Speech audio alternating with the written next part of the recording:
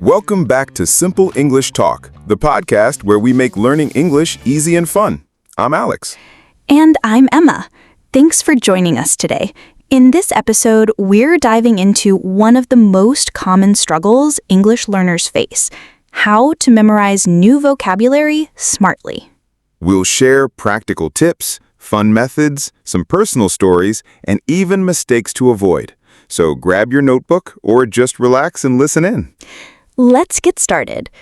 Before we talk about how to remember new words, let's talk about why vocabulary is important in the first place. Yes, words are the heart of any language. You can't speak fluently if you don't know the words. Exactly.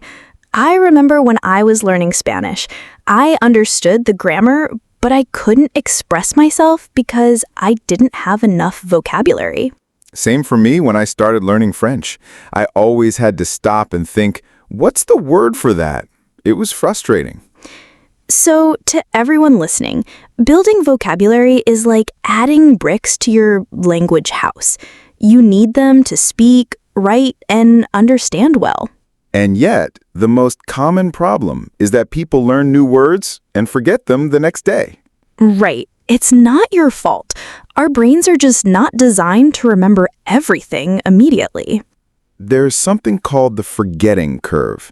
Basically, after 24 hours, we forget nearly half of what we learn, unless we review it. So it's not just about learning a new word. It's about how we remember it.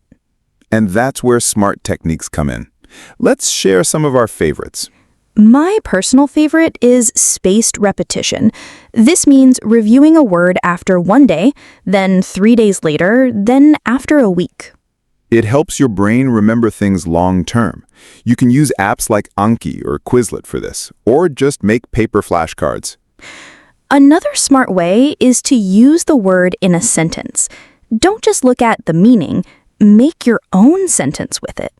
For example, if you learn the word curious, you could say, I'm curious about how the brain works. That sentence helps you remember both the word and how it's used. Here's one that works for visual learners. Make a mental picture of the word. Yes.